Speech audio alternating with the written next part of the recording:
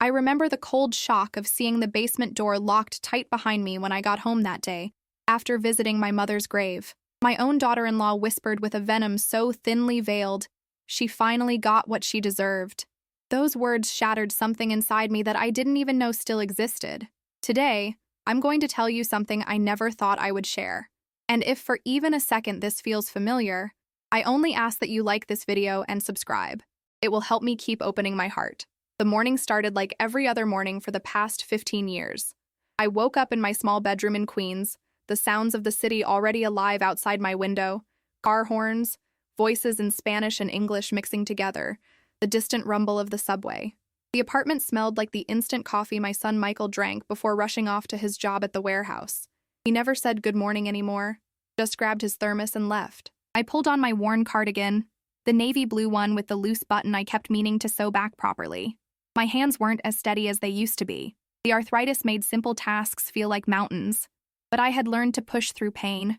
I had been doing it for so long it felt natural. That particular morning, I had planned to visit my mother's grave at Calvary Cemetery. It was the anniversary of her death, 23 years ago now.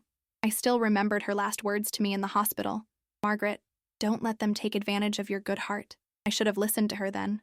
Maybe I wouldn't be telling you this story now. I took the bus to the cemetery, clutching a small bouquet of white daisies I had bought from the corner bodega. The ride was long, and I watched families through the windows. Mothers pushing strollers, couples holding hands, children running ahead of their parents. I used to be part of that kind of family, or at least I thought I was. Standing at my mother's gravestone, I felt that familiar ache in my chest, the one that comes when you realize how alone you really are, even when you're surrounded by people who are supposed to love you. I placed the daisies gently on the grass and whispered, "Mama, I don't know what to do anymore." The wind picked up, scattering some of the petals. It felt like a sign, but I couldn't tell you what kind. When I returned to our apartment that afternoon, something felt different. The air was heavier, tense. I could hear voices coming from the kitchen, Michael and his wife Sarah talking in hushed tones. They stopped abruptly when they heard my key in the door. "Hi, Margaret," Sarah called out, her voice sickeningly sweet. "How was your visit?" I set my purse down on the small table by the entrance. The same table where I had placed thousands of grocery receipts over the years, carefully organizing every expense because money was always tight. At least that's what they told me. "It was peaceful," I replied, heading toward the basement door to put away my good shoes. That's when I saw it, a shiny new padlock hanging from the basement door handle. "What's this?" I asked, my voice barely above a whisper. Michael emerged from the kitchen, wiping his hands on a dish towel. He wouldn't meet my eyes. "Oh, that. Yeah, we had to secure the basement. There's been some break-ins in the neighborhood." I stared at him. My own son. The boy I had carried for 9 months, nursed through countless sleepless nights, worked double shifts to pay for his school clothes.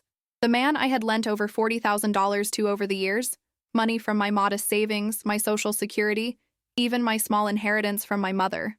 "But my things are down there," I said. "My photo albums, Dad's tools, Mama's china."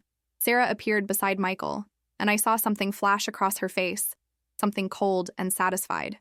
"Don't worry about it, Margaret. We'll get you anything you need." That's when she leaned closer, close enough that only I could hear her, and whispered, "She finally got what she deserved." Have you ever felt your world shift beneath your feet? Not just emotionally, but physically? Like the ground you've been standing on for decades suddenly becomes quicksand? I excused myself and went to my bedroom, closing the door softly behind me. I sat on the edge of my bed, still wearing my good coat, and tried to understand what had just happened. But deep down, I think I had known for a long time that this moment was coming. Let me tell you how it started. How I became a stranger in my own life. It was 2008 when Michael first moved back in with me. He had lost his job at the construction company and couldn't make rent on his apartment in Astoria. "It's just temporary, Ma," he had said. "Just until I get back on my feet." Sarah was pregnant then with little Jamie. She was 26, 15 years younger than Michael, and I wanted so desperately to be the grandmother I had always dreamed of being, the kind who bakes cookies and tells bedtime stories and is cherished by her family. So when they moved in, I did everything I could to make them comfortable. I gave them my bedroom and moved into the small den. I told myself it was only for a few months. That turned into 15 years. At first, it felt wonderful having a full house again.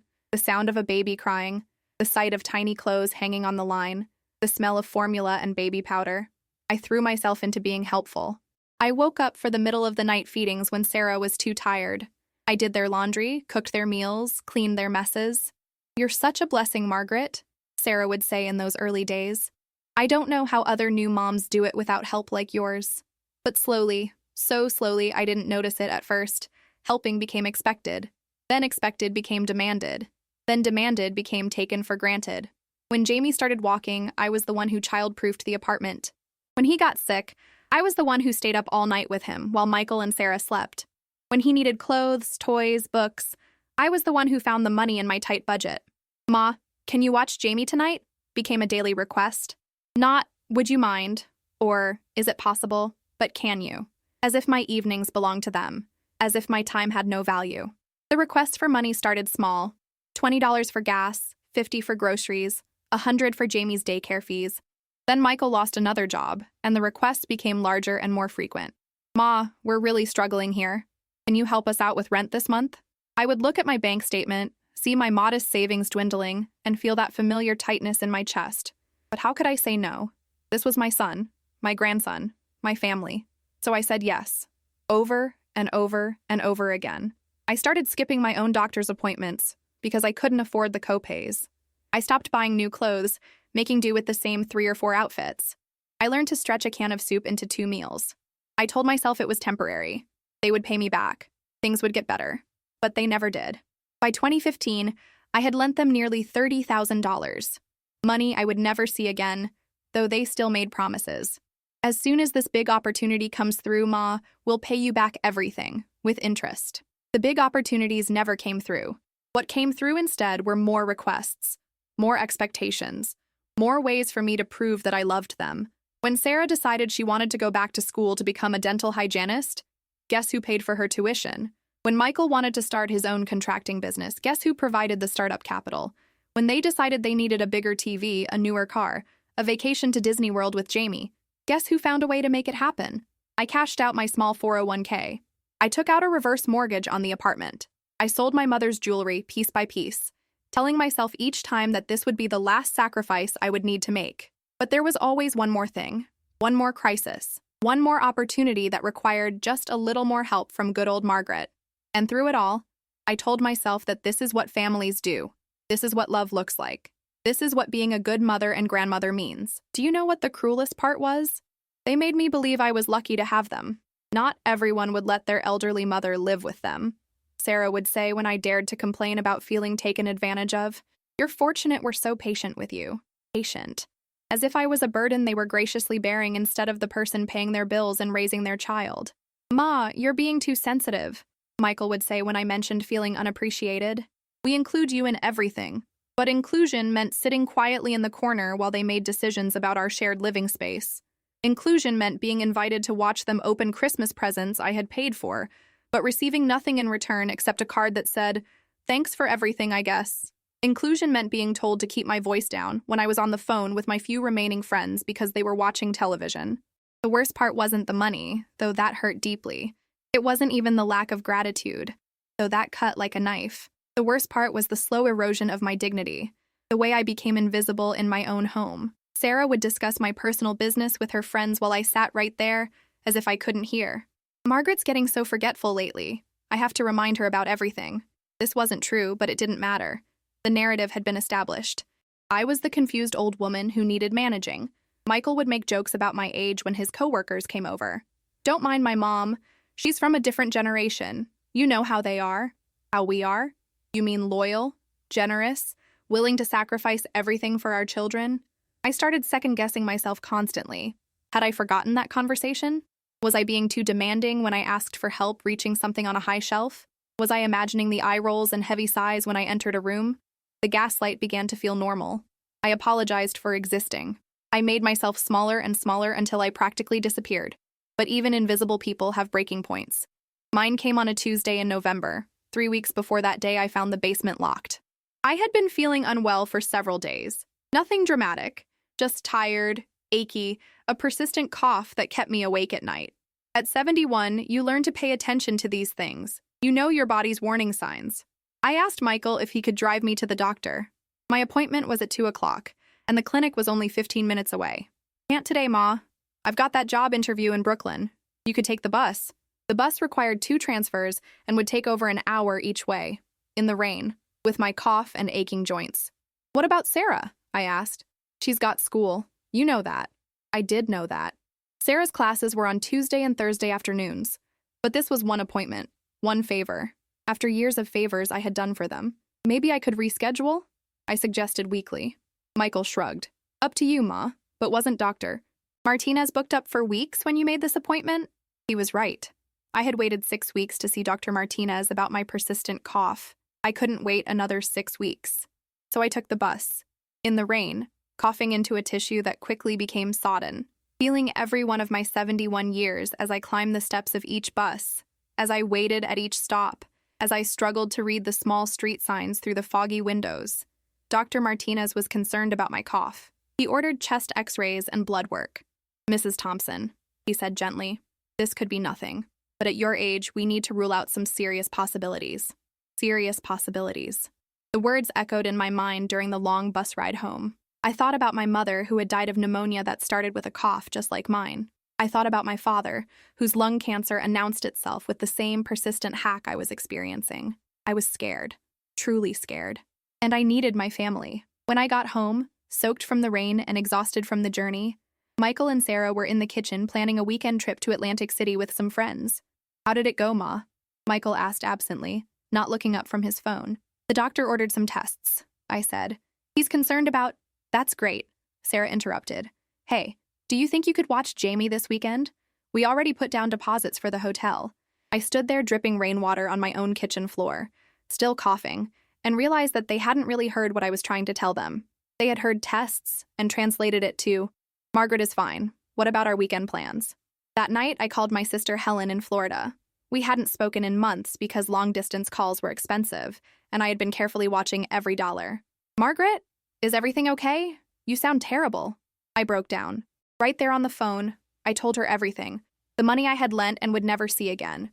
The way I had become a full-time babysitter and housekeeper in my own home. The doctor's concerns about my cough. The long bus ride in the rain because no one could spare 2 hours to help me. "Oh, honey," Helen said, and I could hear her crying too. "This isn't normal. This isn't how families are supposed to treat each other." "But they need me," I protested weakly. "You need them too," she said. "When was the last time they asked what you needed?" I couldn't remember. That's when I started paying attention, really paying attention, to the subtle put-downs disguised as concern, to the way conversations stopped when I entered rooms, to the way my contributions to the household were taken for granted while every small inconvenience I caused was magnified and discussed. I started noticing how Sarah would sigh dramatically when I asked her to repeat something because I hadn't heard clearly, how Michael would shake his head and mutter under his breath when I needed help opening a jar or reaching something high. I noticed how they made plans without consulting me, even when those plans affected me directly, how they spoke about me to Jamie as if I wasn't there. "Grandma is getting old, sweetie. She can't do the things she used to do." But I wasn't asking to climb mountains or run marathons. I was asking for basic respect, basic consideration, the kind of treatment you would give to any human being, let alone the person who had given you life and then spent decades supporting that life financially and emotionally. The test results came back normal, thank God. Just a persistent cold that would resolve with rest and antibiotics. But something else had been diagnosed during those weeks of waiting. My awakening. I started keeping track of things. Not obsessively, but carefully.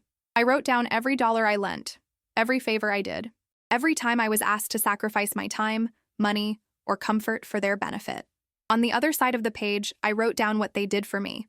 Acts of kindness, expressions of gratitude, times when they put my needs first. The second list was heartbreakingly short. I found myself remembering conversations differently. Comments I had brushed off as jokes revealed themselves to be cruel.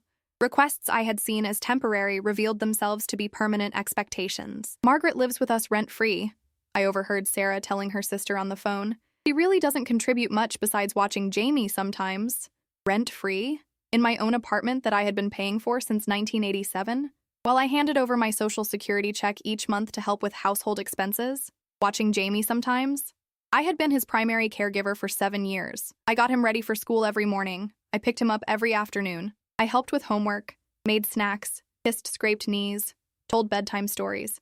But in Sarah's version of events, I was the freeloader, the one taking advantage of their generosity. That night, I lay in my narrow bed in what used to be my living room and tried to remember the last time someone in this house had asked about my day, my feelings, my needs. I tried to remember the last time someone had said thank you for anything I had done. I tried to remember the last time I felt like I mattered to my own family. The memories wouldn't come because those moments were so rare they barely existed.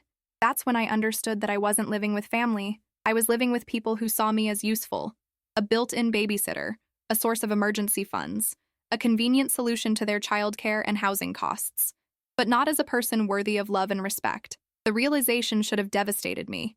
Instead, it clarified everything. 3 weeks later, I came home from visiting my mother's grave to find that basement door locked, and I heard Sarah's whispered words. She finally got what she deserved. In that moment, standing in the narrow hallway of my own apartment, looking at a padlock preventing me from accessing my own belongings, I understood what she meant. She thought I deserved to be locked out, shut away from my own memories, my own possessions, my own past. She thought I deserved to be treated like an intruder in my own home. She thought I deserved to be diminished, dismissed, and discarded. But you know what? She was wrong about what I deserved. I deserved so much more. That night, I sat in my small room, surrounded by the only possessions they hadn't locked away from me, and I started to plan. Not revenge, not drama, not some grand confrontation that would make everyone cry and apologize and promise to do better. I started planning my liberation. I called Helen again. "I'm ready," I told her. "I'm ready to stop living like this." "What do you need?" she asked. "Help remembering who I used to be before I became invisible."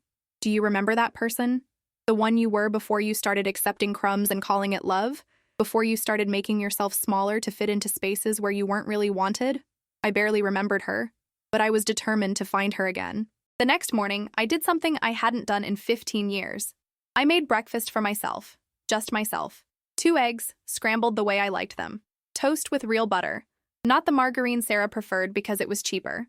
Orange juice in a glass, not the plastic cup I usually used so there would be fewer dishes to wash. I sat at the kitchen table and ate slowly, savoring every bite. When Michael came out for coffee, he looked confused. "Where's Jamie's lunch?" he asked. "I imagine it's wherever Sarah makes it," I replied calmly. "But you always make Jamie's lunch." "Yes," I said. "I always have, but I'm having breakfast right now." It was such a small thing, such a tiny act of self-care.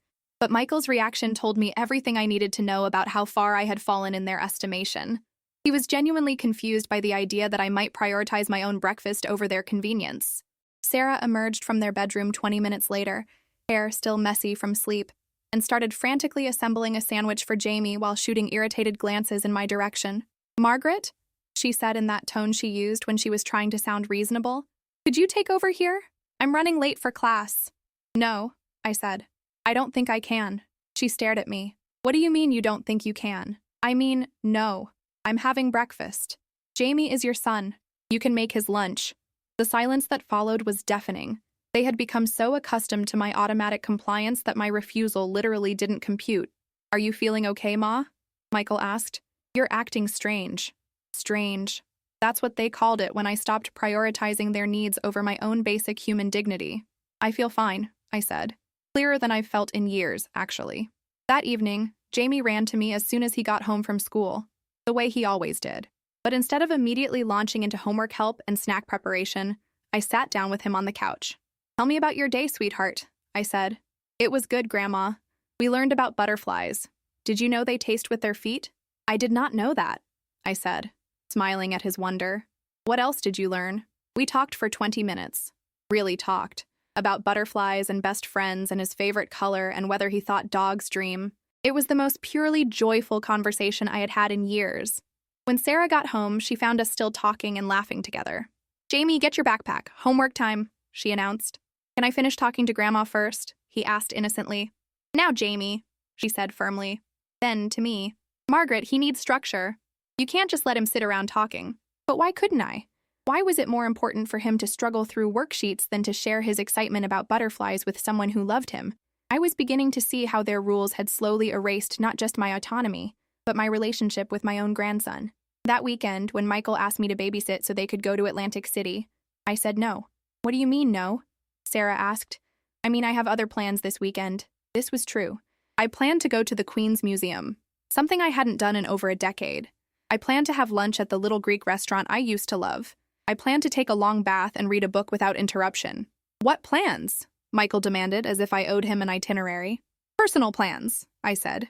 They ended up canceling their trip, not because they couldn't find anyone else to watch their 7-year-old son, but because they had become so dependent on free babysitting that they had never bothered to develop other options. The resentment was immediate and obvious. Sarah barely spoke to me for 3 days. Michael made pointed comments about how some people only think about themselves, but I felt something I had almost forgotten: pride. Pride in setting a boundary. Pride in valuing my own time. Pride in remembering that my weekend belonged to me, not to their social calendar. The museum was exactly as beautiful as I remembered. I stood in front of the panorama of the city of New York, that incredible scale model, and tried to find our neighborhood among the thousands of tiny buildings. When I found it, I felt a strange kind of peace. Our problems, which felt so enormous and overwhelming when I was trapped inside them, looked so small from above, manageable, escapable. At the Greek restaurant, I ordered exactly what I wanted without worrying about the cost: grilled octopus and a glass of white wine and baklava for dessert. The waitress, a woman about my age, smiled when she brought my order. "You look happy," she said. "I'm remembering how," I replied. That evening, I came home refreshed and confident. Michael and Sarah were in the kitchen, talking in low voices that stopped when I walked in. "Did you have a nice day, Ma?" Michael asked, but his tone was cold. "Wonderful," I said. "Best day I've had in years." "Must be nice to have so much free time," Sarah muttered. "It really is," I agreed cheerfully. Over the next few weeks, I continued my small acts of rebellion. I said no to requests that felt unreasonable. I stopped apologizing for existing. I started spending time with the few friends I had left, relationships that had withered because I never had time for anyone except Michael and Sarah and Jamie. My friend Patricia, who lived down the hall, invited me for coffee one afternoon. We had been neighbors for 8 years but had barely spoken beyond polite greetings in the hallway. "I always wondered about you," she admitted as we sat in her sunny kitchen. "You seemed so sad whenever I saw you, but also busy. Always rushing somewhere with your grandson or carrying groceries that looked too heavy." "I was busy," I said. "Busy being useful. And now? Now I'm trying to remember the difference between being useful and being used." Patricia nodded. "My daughter went through something similar with her ex-husband. Took her years to see it.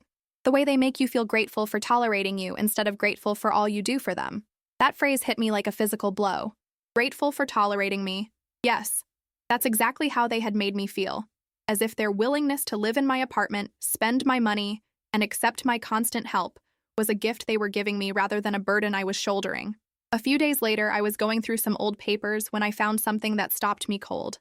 Bank statements from 2019 showing a series of large withdrawals I didn't remember making. $3,000 in January, $2,500 in March, $4,000 in June. I checked my records. These withdrawals corresponded exactly with times when Michael had asked to borrow money for various emergencies: a car repair, Sarah's dental work, Jamie's summer camp.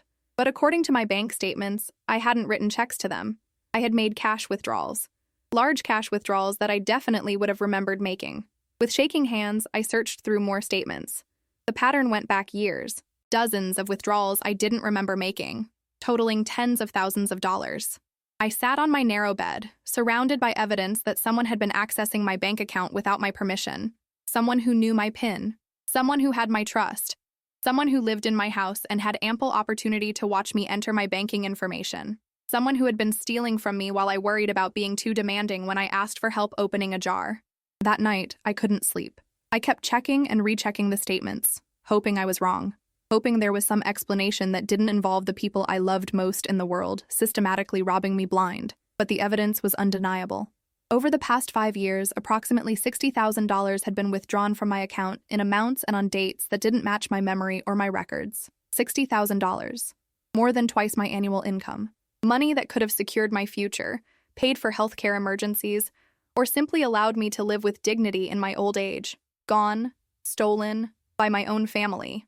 The next morning, I called the bank from Patricia's apartment, not trusting the privacy of my own phone. "I need to report unauthorized withdrawals from my account," I told the customer service representative.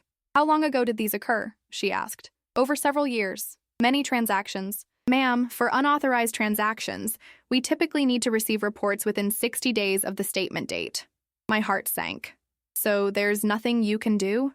"We can change your PIN and add additional security measures to your account. But for transactions that old, especially if they were made with your correct PIN, It would be very difficult to prove they were unauthorized. After I hung up, I sat in Patricia's kitchen and faced the truth. I had been financially abused by my own family for years, and there was no legal recourse available to me.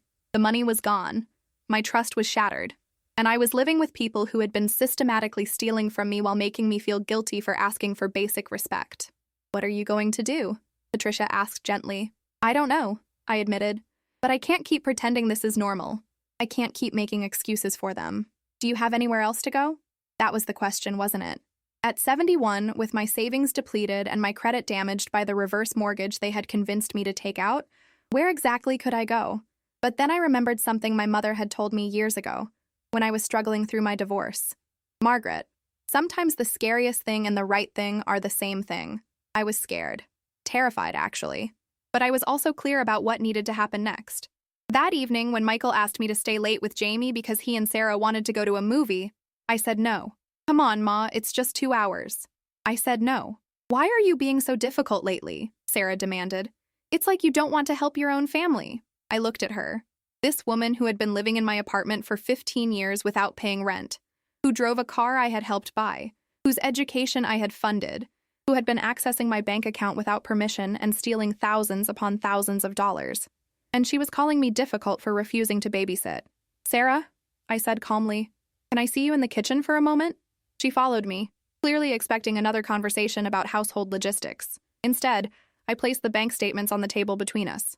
"Can you explain these withdrawals?" I asked. Her face went through a series of changes.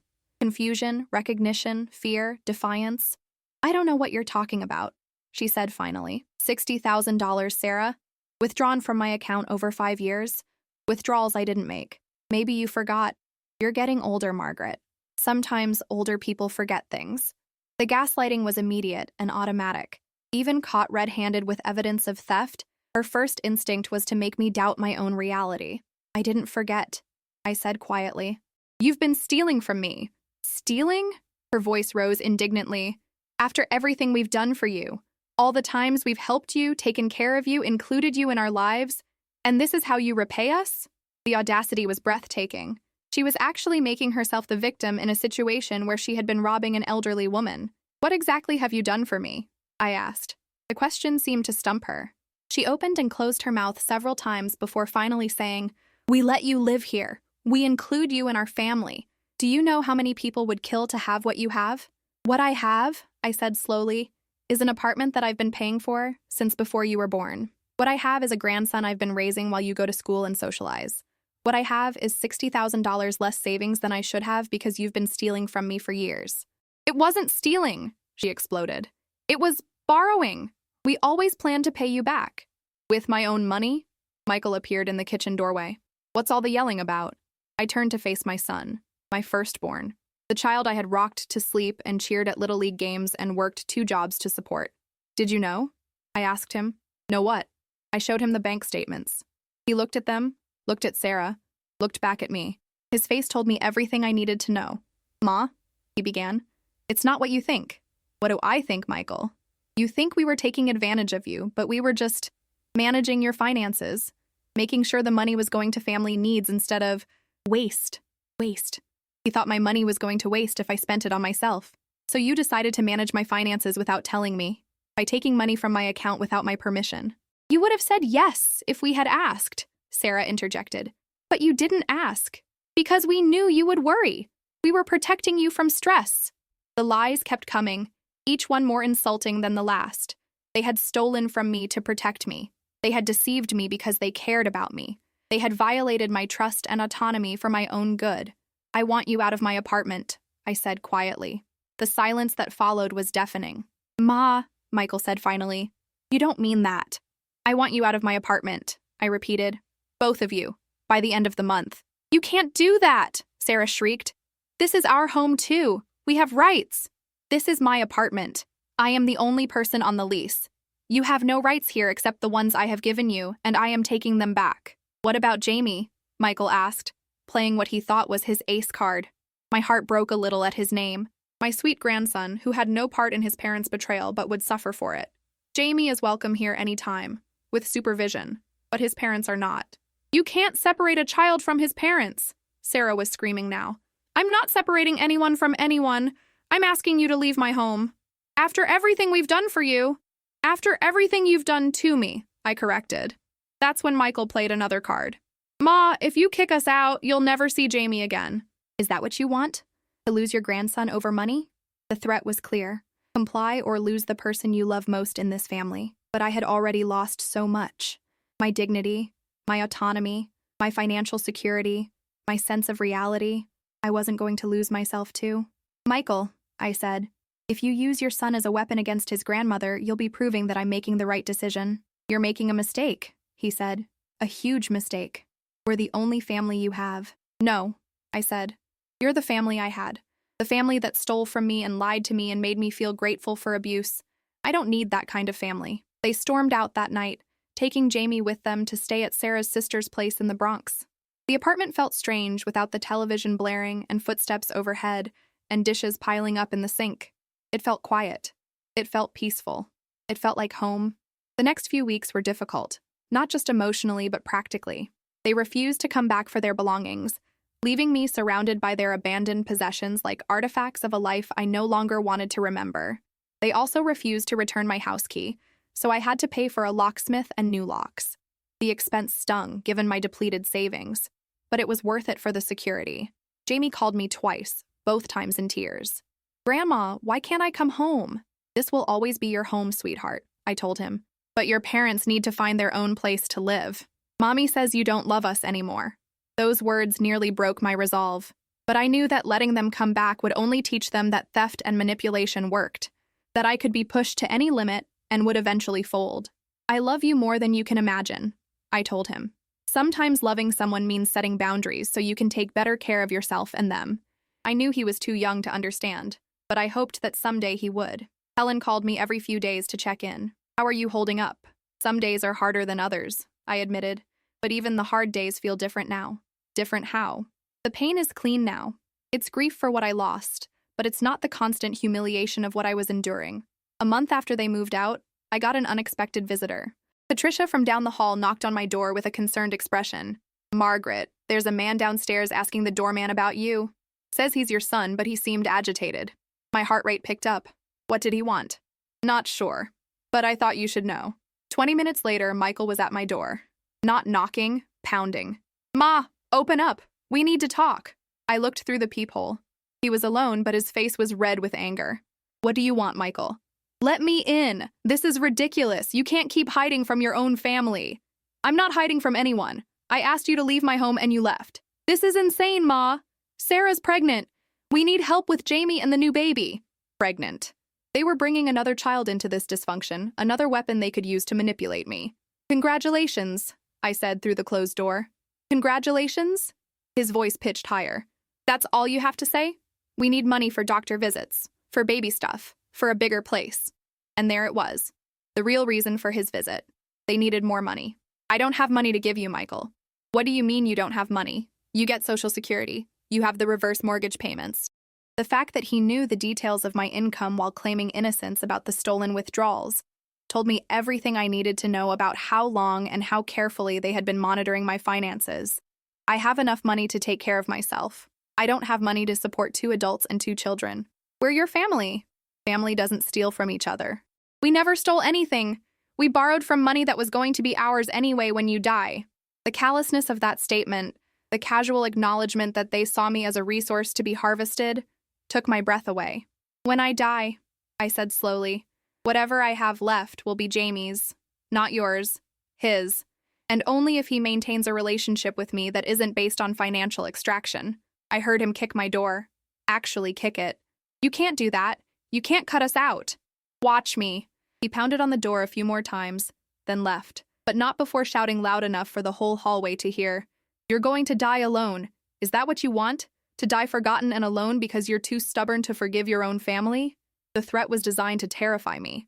The image of dying alone, unmissed and unmourned, was supposed to send me running after him with my checkbook open. Instead, I felt something like relief, because I realized that I was already alone. I had been alone for years, surrounded by people who saw me as useful rather than loved. At least now my aloneness was honest. That evening, I called a lawyer. Not to press charges. The stolen money would be impossible to prove and recover. but to make a new will. I want to leave everything to my grandson, I told her, but with conditions. What kind of conditions? I want him to receive the inheritance only when he turns 25, and only if he has maintained a relationship with me independent of his parents' interference. That's unusual, she said, but possible. I also want to leave letters for him, explaining what happened, why I made the choices I made, so he'll understand that I never stopped loving him, even when I had to protect myself from his parents. Writing those letters was one of the hardest things I had ever done. How do you explain to a child that his parents are financially abusive? How do you protect him from them without destroying his relationship with them? In the end, I focused on the positive. I wrote about all the joy he had brought to my life, all the pride I felt watching him grow, all the hopes I had for his future. I also wrote about respect and boundaries, and the difference between love and exploitation. Someday, I wrote, you might have people in your life who confuse loving them with letting them hurt you. I hope these letters help you remember that real love never requires you to make yourself smaller. A few months passed in relative peace. I established new routines. I went to the senior center twice a week for activities and socialization. I volunteered at the local food bank on Saturdays. I rediscovered hobbies I had abandoned. Reading, crossword puzzles, long walks through Flushing Meadows Corona Park. I also made new friends. People my own age who understood the challenges of aging without children willing or able to provide support. We looked out for each other in small but meaningful ways, checking in by phone, sharing grocery runs, gathering for coffee and conversation. One of these friends was Rosa, a woman who had emigrated from El Salvador in the 1960s. She had raised 4 children as a single mother, working as a hotel housekeeper for 30 years to put them through college. 3 of my kids are wonderful, she told me one afternoon as we sat in the park watching children play. They call me, visit me, include me in their lives without making me feel like I'm intruding. They understand that I sacrificed for them, and they want to give back. And the 4th? Rosa's face darkened. The 4th one thinks I owe him everything forever because I'm his mother. His house payment, his car payment, spending money for his lifestyle. When I finally said no, he accused me of being selfish. Said I was a bad mother for not supporting his dreams. What did you say? I said, Mijo, I supported your dreams for 40 years. Now I'm supporting mine. Rosa had been estranged from that son for 3 years. It hurt her, she admitted, but not as much as the constant financial and emotional demands had hurt. Sometimes, she said, the only way to save the relationship is to end it. I thought about that a lot. Whether there was any scenario in which Michael and Sarah could have continued living with me without destroying us all. I don't think there was. The dynamic had become too poisoned, too one-sided. They needed to hit bottom, to experience the natural consequences of their choices, before there could be any hope of change. And I needed to remember what it felt like to be treated as a human being rather than an ATM with legs. 6 months after they moved out, Sarah gave birth to a daughter. I learned this not from them, but from a mutual acquaintance who thought I should know I had a new granddaughter. The news hit me harder than I expected. Another grandchild I might never know. Another relationship severed by the choices they had made, and I had finally stopped enabling. That night, I grieved. I grieved for the grandmother I had wanted to be, for the family traditions that would never develop, for the lullabies I would never sing to a baby girl. But I didn't break. I didn't call them or show up at the hospital or offer to help with expenses I couldn't afford. I had learned finally to sit with sadness without immediately trying to fix or control or give my way out of it. A year passed. Then another. Jamie was 9 now, old enough to have his own phone. He started calling me occasionally, brief conversations that his parents didn't know about. I miss you, Grandma, he said during one of these calls. I miss you too, sweetheart. Are you still mad at Mom and Dad? I'm not mad, I told him truthfully. I'm sad that they made choices that hurt our family, but I'm not mad. When can I see you again? Whenever your parents decide they're ready to have a respectful conversation about it. What does that mean? How do you explain healthy boundaries to a 9-year-old whose parents specialize in violating them? It means they need to apologize for the things they did wrong and promise to make better choices going forward. What if they never do that? The question broke my heart because he was smart enough to see the same patterns I had finally recognized. Then you'll see me when you're older and can make your own decisions about relationships. That's not fair. No, I agreed. It's not fair.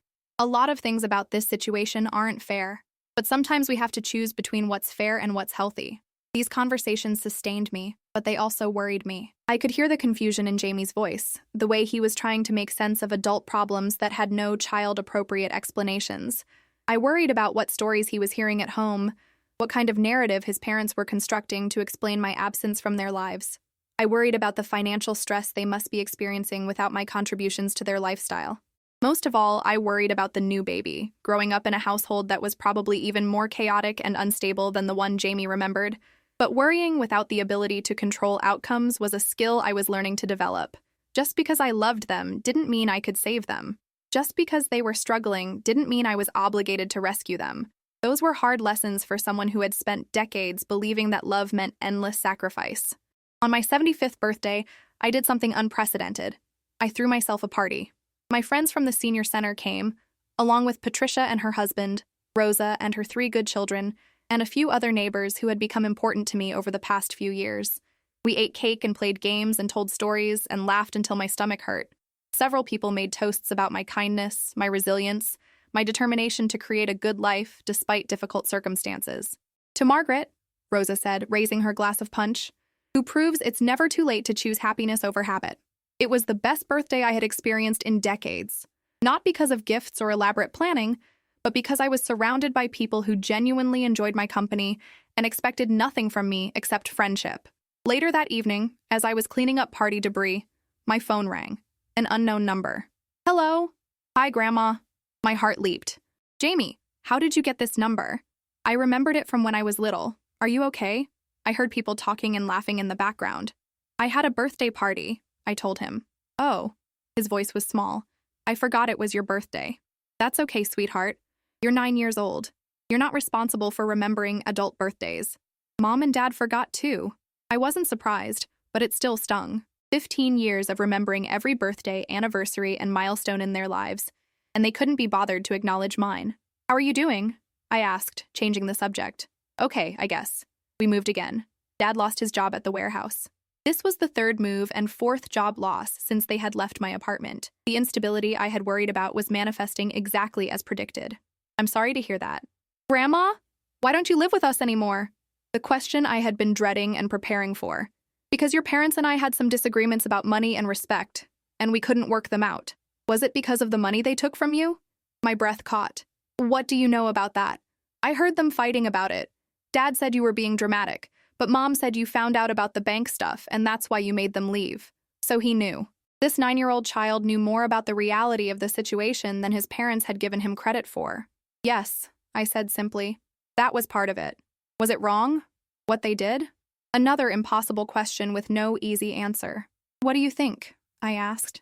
He was quiet for a long time. I think if someone takes money that doesn't belong to them, that's stealing, even if they're family. Smart boy.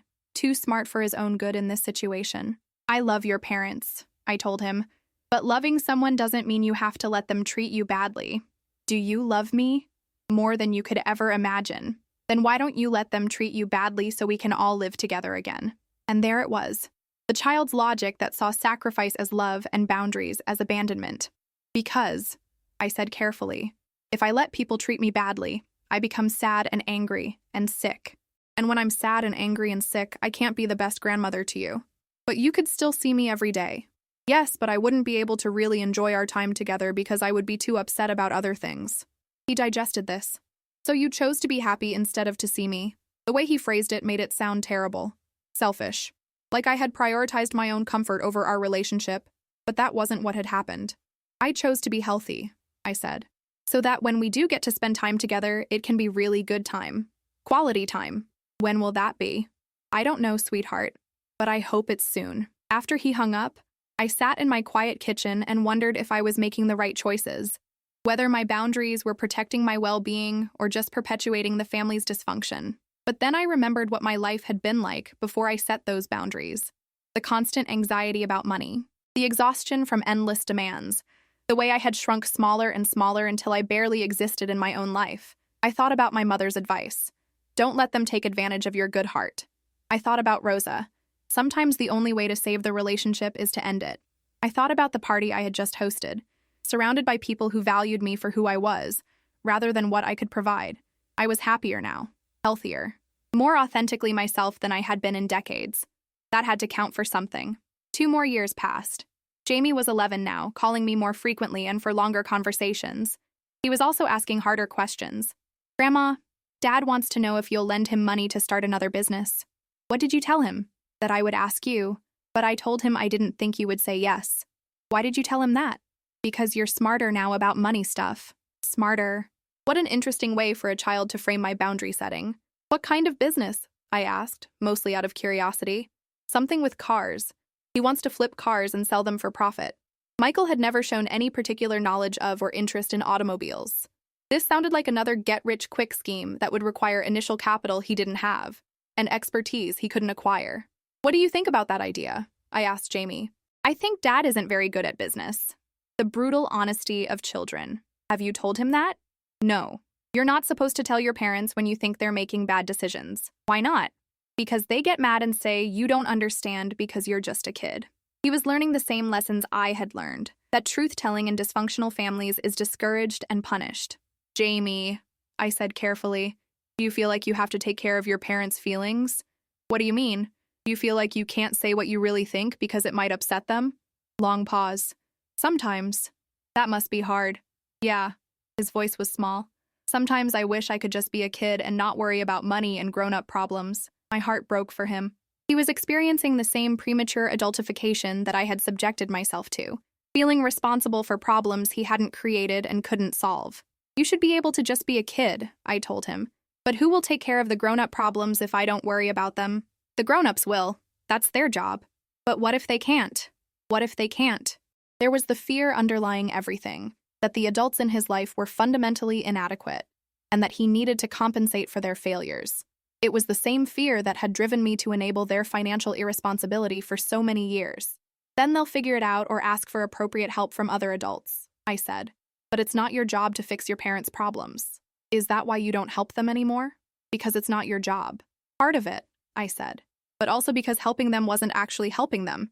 It was just making it easier for them to avoid learning how to take care of themselves. Like if I did their homework for them? Exactly like that.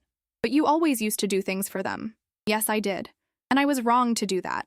I thought I was being helpful, but I was actually making things harder for everyone, including yourself, especially myself. Another long pause. Grandma, do you think I'll be able to visit you soon? I hope so, sweetheart. I really hope so. But I was beginning to doubt it would happen anytime soon. Michael and Sarah had developed their own narrative about our estrangement, one that cast me as the unreasonable villain and themselves as victims of my selfishness. Admitting that they had been wrong would require acknowledging that they had lost their primary source of financial support through their own poor choices. It would require taking responsibility for the theft, the manipulation, the years of taking me for granted. It would require apologizing not just for individual incidents, but for a pattern of behavior that had lasted over a decade. Most importantly, it would require changing the fundamental dynamic of our relationship from extraction to reciprocity. I wasn't sure they were capable of any of those things, but I was no longer willing to pretend that our previous dynamic had been acceptable just to maintain contact with Jamie. That's the hardest part of setting boundaries with family. Accepting that some people would rather lose the relationship than treat you with basic respect. On a cold February day, almost 4 years after I had asked them to leave my apartment, I was getting my mail when I saw a familiar figure in the lobby. Sarah. Older. Tiredness etched around her eyes, but unmistakably her. She saw me at the same moment I saw her, and for a few seconds we just stared at each other. Hello, Margaret, she said finally. Sarah. I was hoping we could talk. About what? About everything. About Jamie. He misses you. We all miss you. I studied her face. She looked genuinely sad, but I had learned not to trust appearances when it came to Sarah's emotional presentations. What do you want to talk about specifically? Can we go somewhere private? Maybe your apartment? I hesitated. Letting her into my space felt like crossing a boundary I had worked hard to establish, but I was curious about what she had to say after all this time. We can talk in the community room downstairs, I said.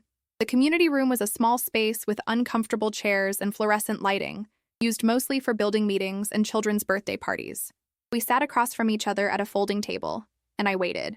I know you think we treated you badly, she began. I don't think you treated me badly. I know you did. The question is whether you know it too. She flinched slightly. We made some mistakes. What mistakes? We took you for granted sometimes. And the money thing got complicated. The money thing got complicated. Not we stole from you, or we violated your trust, but the money thing got complicated. Still no real accountability. How did it get complicated? I asked. You know how it is with family. Sometimes the lines get blurred about what belongs to who. My bank account belonged to me. My PIN belonged to me. My money belonged to me. I'm not sure how that could be blurry. She was quiet for a moment, then tried a different approach. Jamie talks about you all the time. He's so angry with us about the situation. It's causing problems in our family. So that's what this was about. Jamie was old enough now to understand and challenge their version of events, and it was making their lives difficult. What kind of problems? He doesn't trust us about money. He asks too many questions about our decisions. He challenges us when we try to discipline him, says we're not good at making choices, so why should he listen to us? I felt a mixture of pride and concern. Pride that Jamie was developing critical thinking skills and standing up for himself. Concern that he was being put in the position of having to parent his parents. Have you considered that those might be reasonable responses to your behavior? I asked. Margaret, he's 11 years old. He shouldn't be questioning his parents about financial decisions. He also shouldn't have to worry about whether his family will have housing or food because his parents can't manage money responsibly. Sarah's face hardened. We've been managing just fine without your help. Have you? Yes. But even as she said it, I could see the strain around her eyes, the way her clothes hung loose as if she had lost weight from stress. I'm glad to hear that, I said neutrally. The point is, we don't need your money. We never needed your money. But Jamie needs his grandmother. Jamie has his grandmother. I'm right here. I've always been right here. But he can't see you because you won't forgive us for mistakes we made years ago. Mistakes. Still characterizing theft and manipulation as simple mistakes. Sarah, I said, I don't need to forgive you to have a relationship with Jamie, but I do need to trust that you won't use my love for him to manipulate and exploit me again. We never exploited you. You took $60,000 from my bank account without my permission. What would you call that? We borrowed money from someone who had money to lend. You weren't using it for anything. And there it was. The core belief that had justified everything. That my money was available to them because I wasn't using it in ways they deemed worthwhile. That my life, my time, my resources existed for their benefit rather than my own. I was using it, I said quietly. I was using it to feel secure. To know that I could handle emergencies or pay for health care or maybe even take a trip somewhere someday.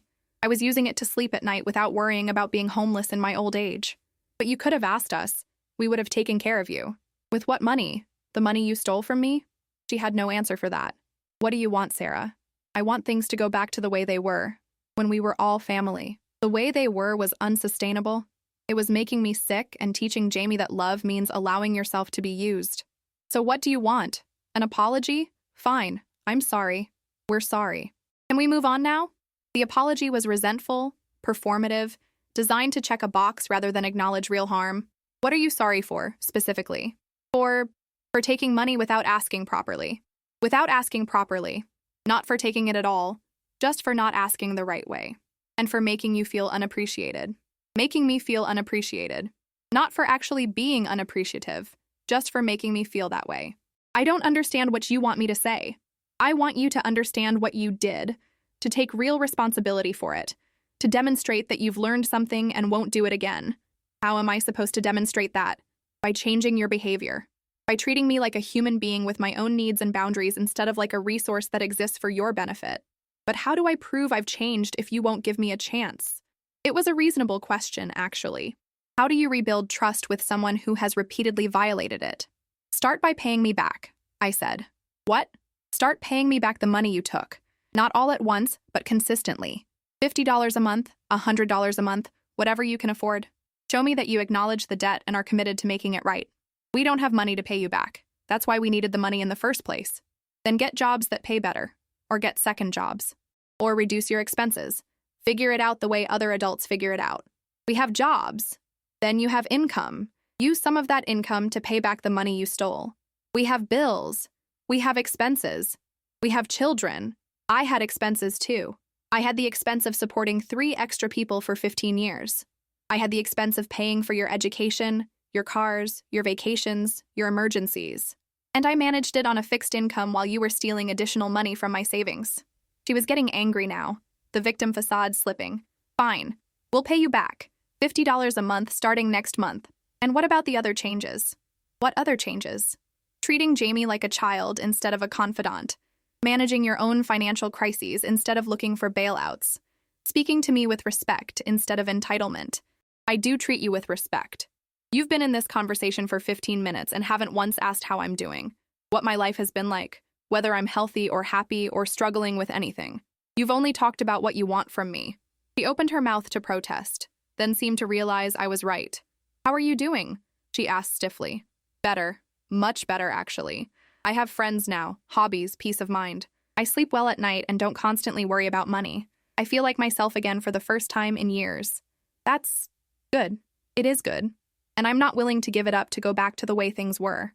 So what happens now? Now you decide whether you want a relationship with me badly enough to do the work required to rebuild trust.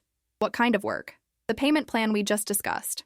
Therapy, maybe, to work on the underlying issues that led to the financial abuse. Patience while I learn to trust you again. Respect for my boundaries even when they're inconvenient for you. And if we do all that, then maybe, eventually, we can have a healthy relationship where everyone's needs and boundaries are respected. And if we don't, then you don't. And Jamie will understand when he's older that I was always available for a relationship, but only a healthy one. She sat quietly for a moment, processing. I need to talk to Michael about all this. Of course. Can I tell Jamie you said hi? You can tell Jamie I love him and think about him every day and hope to see him soon. She nodded and stood to leave, then turned back. Margaret, do you really think we were that bad? As people, I mean? The question surprised me with its vulnerability. I think you're people who got into bad patterns and forgot how to see me as a person with my own needs, I said. But people can change if they want to. Do you think we want to? I don't know. Do you? She didn't answer, just left. I sat in the community room for a while longer, processing the conversation. It hadn't gone as badly as it could have, but it also hadn't given me much reason for optimism. Sarah still fundamentally didn't understand what they had done wrong. She saw our conflict as a disagreement between equals rather than a situation where she and Michael had systematically exploited someone who loved them. But at least she had approached me. At least she was talking about making changes, even if she didn't fully understand why those changes were necessary. It was more progress than I had expected. A few days later, Jamie called. "Grandma, Mom said she talked to you." She did. "She said you might let me visit if they pay you back some money." "That's part of it.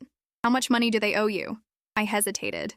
11 years old was young to hear about $60,000 in theft, but he had already demonstrated that he understood more than his parents gave him credit for. "A lot of money. More than most people make in a year." "Wow." Long pause. "Are they going to pay it back?" "I don't know. They said they would try." "What if they can't?" "Then they can't. But the trying is important. It shows whether they understand that what they did was wrong." "Do you think they understand?" "Not yet. But maybe they will." "Grandma, can I ask you something?" "Of course. If they never pay you back and I never get to visit you, will you still love me when I'm grown up?" The question broke my heart. "Jamie, I will love you until the day I die and beyond. Nothing your parents do or don't do can change that. And when you're 18, you'll be able to visit me whenever you want, no matter what anyone else says." That's 7 years from now.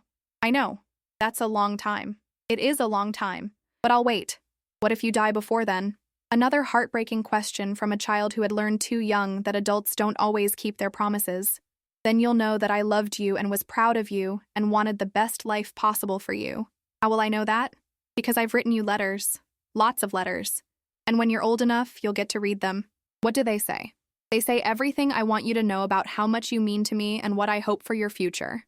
Will they explain why you don't live with us anymore? Yes. In an age-appropriate way.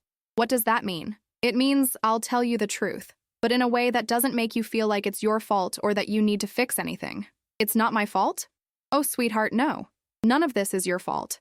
This is a grown-up problem between grown-ups. But it affects me. Yes, it does affect you, and I'm sorry about that. I wish there had been a way to solve the grown-up problems without affecting you, but there wasn't. I couldn't find one. We were both quiet for a moment. Grandma, do you think Mom and Dad will change? I don't know. People can change if they want to badly enough and if they're willing to do the hard work, but I can't make them want to change. Do you want them to change? Very much. Because I love them, and I love you, and I want us to be a family again. But only if we can be a healthy family. What does a healthy family look like? What a question. How do you explain healthy family dynamics to a child who has never experienced them consistently? In a healthy family, everyone's feelings and needs matter. Adults take care of adult problems and let children be children. People treat each other with respect even when they disagree. And love isn't something you have to earn by being useful. It's something you get just for being yourself. That sounds nice. It is nice. And I hope you get to experience it someday. With you? With me, if possible. But even if not with me, then with other people who love you well. After he hung up, I sat thinking about that conversation for a long time. Jamie was asking the right questions, developing the right instincts, learning to distinguish between healthy and unhealthy relationship patterns. But he was also carrying a burden no child should carry: the responsibility of maintaining connection with a grandmother he loved despite his parents' poor choices.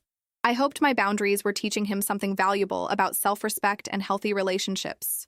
But I worried that they were also teaching him that love is conditional and that families can disintegrate without warning. It's the terrible paradox of setting boundaries with family members who involve children. You want to model healthy behavior, but modeling healthy behavior sometimes means depriving a child of relationships they need and want.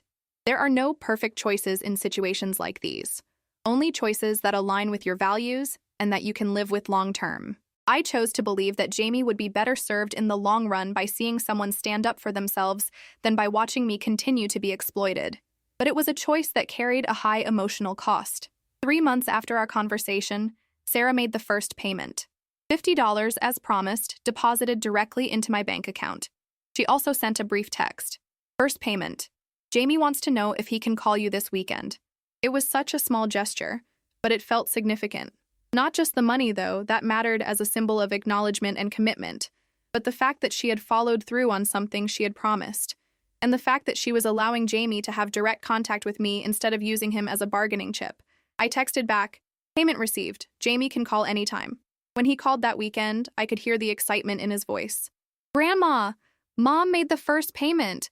She showed me the bank transfer and everything." Yes, she did. Does this mean I can visit you soon? It means we're making progress. But there are other things that need to happen too. Like what? Like your parents and I learning how to communicate respectfully with each other. Like them demonstrating that they understand what went wrong before. How long will that take? I don't know, sweetheart, but I'm hopeful. And I was hopeful, for the first time in years. The second payment came on time. So did the third and fourth. Along with the fourth payment, Sarah sent a longer text. "Michael got a promotion at work. We're going to increase the payments to $75 starting next month. Also, we started seeing a counselor to work on our communication and financial management skills." Therapy. They were actually going to therapy. I was impressed, despite myself.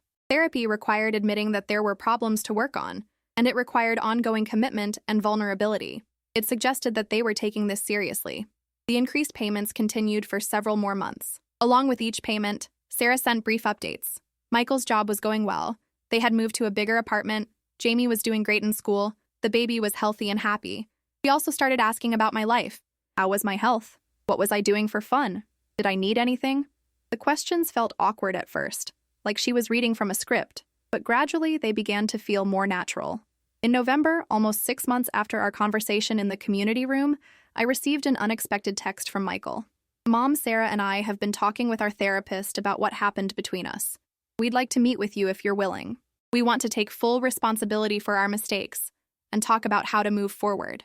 I stared at the text for a long time. Full responsibility. Not just admitting to mistakes, but taking full responsibility. It could be a manipulation, of course. They could be saying what they thought I wanted to hear in order to get access to Jamie and potentially to future financial support, but it could also be genuine growth. There was only one way to find out. I texted back, "I'm willing to meet." When and where?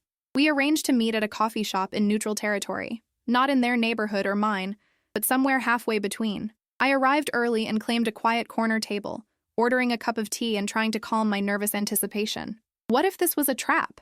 What if they ambushed me with accusations and demands?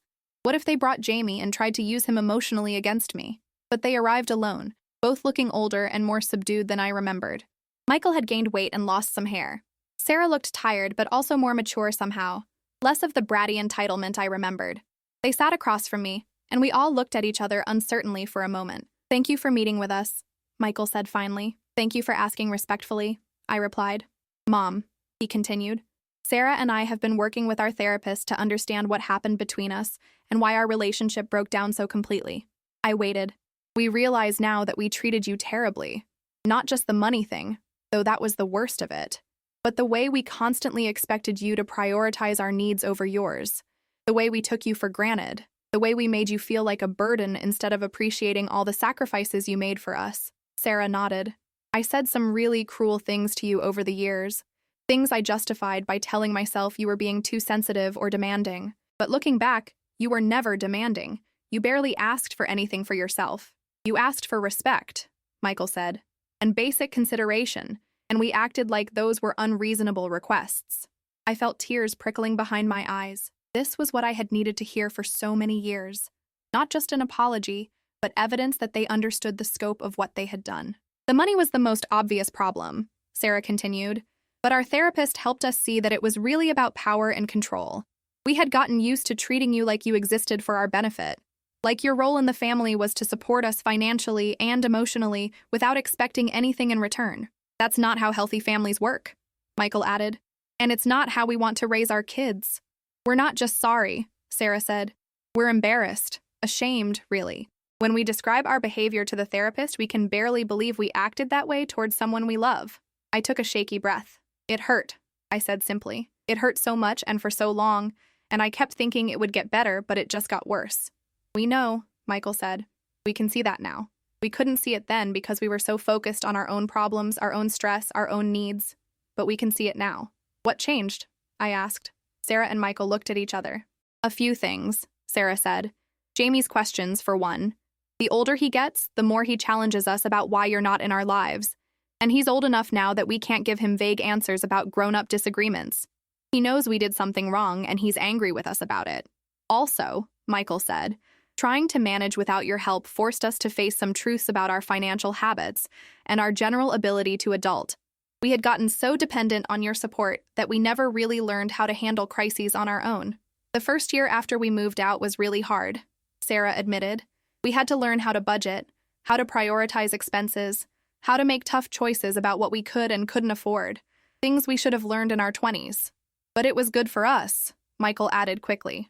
Hard, but good. We're more capable now, more self-sufficient. And more grateful, Sarah said. When you take care of everything for people, they start to think that's just how life works, that there's always someone to catch them when they fall. It wasn't until we had to catch ourselves that we realized how much catching you had been doing. I wiped my eyes with a napkin. I wanted to help you. I loved helping you, especially in the beginning. But at some point, helping became enabling, and enabling became being taken advantage of. We know, Michael said. And we're sorry. We're genuinely, deeply sorry for all of it. We sat quietly for a moment, letting the weight of the conversation settle. Where do we go from here? I asked. We want to rebuild our relationship with you, Sarah said. But we want to do it right this time, with boundaries and respect and reciprocity. What does that look like to you? Well, Michael said, we keep making the payments until we've paid back everything we took. That's non-negotiable. Whether or not you forgive us, whether or not we have a relationship going forward, we owe you that money, and we're going to pay it back. We also want to start including you in our lives again, but as Jamie's grandmother, not as our problem solver, Sarah added. We don't want your money. We don't want you to babysit unless you offer and actually want to. We don't want you to feel obligated to do things for us. What do you want? I asked. We want Sunday dinners sometimes, Michael said. We want you to come to Jamie's soccer games. We want you to know your new granddaughter. We want holiday traditions and birthday parties and all the normal family stuff. But only if you want it too, Sarah emphasized. And only if it feels good for everyone involved. What about when problems come up? I asked. Because they will. Life is complicated and crises happen, and old patterns are easy to fall back into. We have strategies for that now, Sarah said. From therapy, ways to communicate about problems without automatically looking for someone else to fix them. And if we slip back into old habits, Michael said, we want you to call us on it immediately. Don't let resentment build up for years the way it did before. I nodded. I can do that. I'm better at speaking up for myself now. Good, Sarah said. We need you to speak up for yourself. We talked for another hour, working through logistics and expectations and concerns. By the time we parted ways, I felt cautiously optimistic about the possibility of rebuilding our relationship. But I also knew that words were easy and actions were hard. The real test would come in the months and years ahead, as we tried to implement these new patterns. The next weekend, Jamie came for his first visit in over 4 years. He was taller than I had expected, more serious, but his smile was exactly the same. When he saw me waiting in the lobby of my building, he ran straight into my arms. Grandma! I held him tight, breathing in the smell of his hair, feeling the solid weight of him against me. I missed you so much, sweetheart. I missed you too. We went upstairs to my apartment, which he explored with the curiosity of someone seeing a familiar place with new eyes. It's different, he said. How so? Quieter, calmer, like you have more space to breathe. What a perceptive observation from an 11-year-old. That's exactly how it feels, I told him. We spent the afternoon baking cookies and playing board games and talking about everything: school, friends, books, movies, his little sister. She's pretty cute, he said. But she cries a lot. All babies cry a lot. You cried a lot too. Did I really? Oh yes. Many, many nights of crying. But you were worth it. As evening approached and it was time for him to go home, he got quiet. Grandma? Are you and Mom and Dad going to be okay now? I think we're going to try to be okay. But it might take time, and it might not always be easy. What if it doesn't work? Then at least we'll know we tried. And no matter what happens between me and your parents, you and I are going to be okay. Promise? I promise. The rebuilding process was slow and sometimes bumpy. There were moments when Michael and Sarah slipped back into old patterns of entitlement or expectation. There were moments when I had to remind myself that setting boundaries wasn't cruel, even when it disappointed people. But gradually, patiently, we constructed something new. Sunday dinners became a monthly tradition. I attended Jamie's soccer games and school plays. I got to know my new granddaughter, Emma, who was curious and independent like her big brother. The payments continued faithfully every month, growing larger as Michael's income increased. Sarah finished her degree and got a job at a dental office. They bought a small house with a mortgage they could actually afford. Most importantly, they learned to manage their own crises without immediately looking to me for solutions. When their washing machine broke, they researched repair services and replacement options themselves. When Jamie needed money for a school trip, they adjusted their budget to cover it rather than asking me to pay. When Sarah got sick and missed work for a week, they figured out temporary childcare arrangements without assuming I was available. This might sound like small stuff, but for people who had been conditioned to see me as their first resort for any problem, it represented fundamental change in how they saw my role in their lives. The most significant change, though, was in how they treated me during our interactions. They asked about my life and listened to my answers.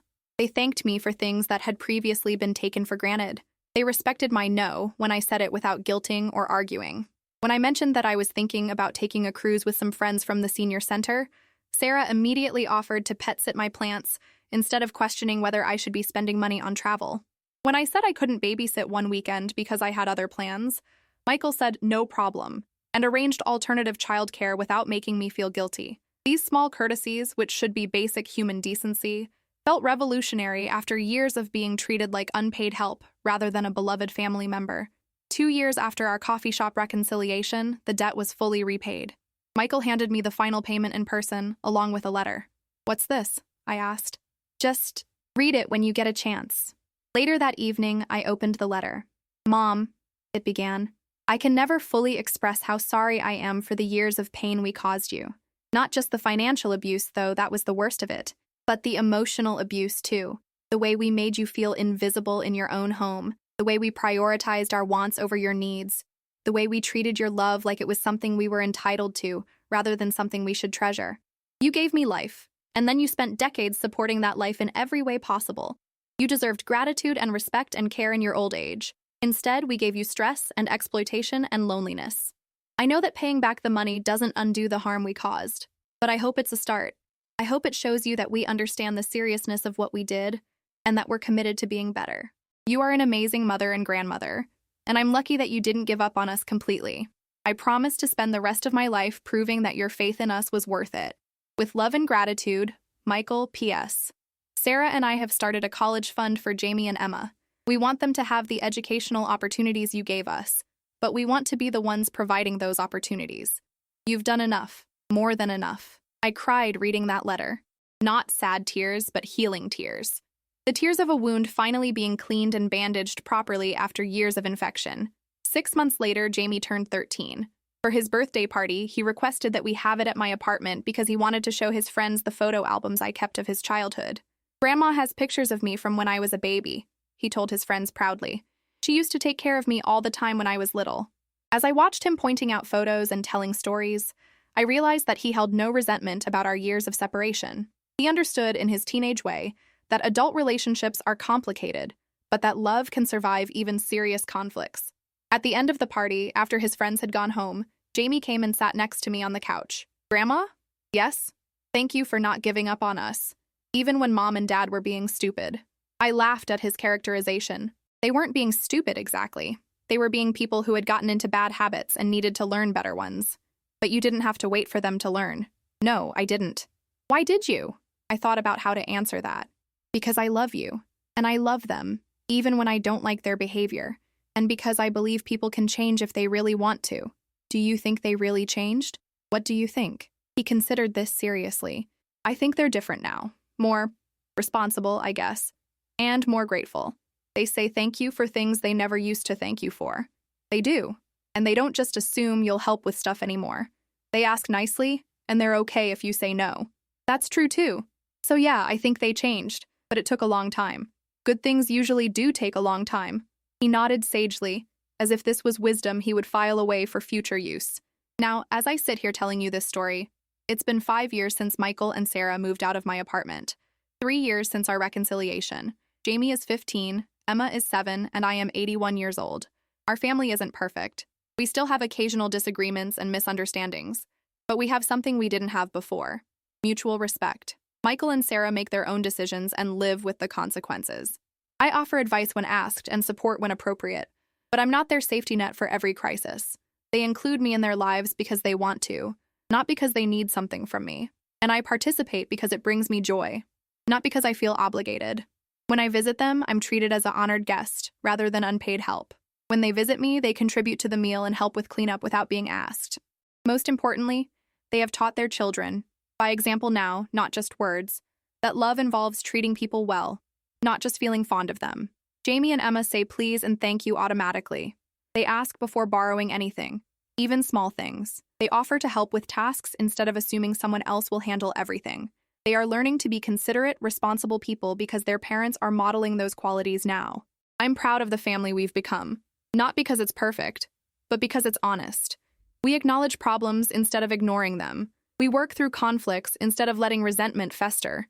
We treat each other like people we love rather than people we're stuck with. But I want to be clear about something.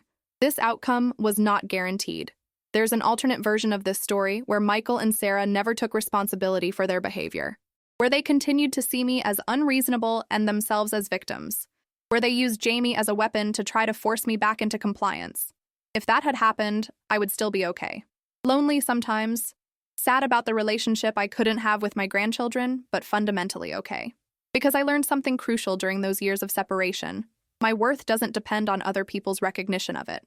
I am valuable because I am a human being with thoughts and feelings and needs that matter. Not because I'm useful to other people, but because I exist. That's the lesson I want to leave you with today. If you recognize yourself in my story, if you have family members who see you as a resource rather than a person, who take your love for granted while demanding endless proof of it, who make you feel guilty for having needs of your own, please know that you deserve better. You deserve to be treated with respect and consideration. You deserve to have your boundaries honored. You deserve relationships that are reciprocal rather than extractive. And you have the right to step back from relationships that consistently harm you, even if those relationships are with people you love. Setting boundaries isn't cruel. It's necessary. And sometimes it's the only way to find out if a relationship is worth saving. Some people will rise to meet your boundaries with maturity and respect. Others will punish you for having boundaries at all. Both responses give you important information about who you're dealing with. In my case, I got lucky. My family eventually chose growth over entitlement. But even if they hadn't, I would still be glad I chose self-respect over peacekeeping, because the peace I was keeping wasn't real peace. It was just the temporary quiet that comes from letting people walk all over you. Real peace comes from knowing that you are safe to be yourself, to have needs, to say no when something doesn't work for you. Real peace comes from surrounding yourself with people who value you for who you are, not what you can do for them. I found that peace in my small apartment in Queens, surrounded by friends who chose me and family members who learned to treat me well. But first, I had to find it within myself. I had to remember that Margaret Thompson, not Margaret the mother or Margaret the grandmother or Margaret the helper, but just Margaret, was worth protecting and caring for. That was the hardest lesson and the most important one. Have you ever found yourself in a situation like mine? Have you ever loved someone who confused your generosity with weakness, your kindness with doormat behavior? Tell me about it in the comments below. Your story matters, and sharing it might help someone else who needs to know they're not alone. And if this story touched something in you, if it reminded you of your own worth or gave you courage to set a boundary you've been avoiding, please like this video and subscribe to my channel. Because sometimes the most radical thing we can do is simply refuse to accept less than we deserve. Sometimes the bravest thing we can do is say, I matter too. And sometimes the most loving thing we can do, for ourselves and for others, is to stop enabling dysfunction and start modeling what healthy relationships actually look like. Thank you for listening to my story. Thank you for seeing me, not just as a voice telling a tale, but as a person who survived something difficult and came out stronger. You are stronger than you know. You deserve more than you're settling for. And it's never too late to choose yourself. Never too late at all.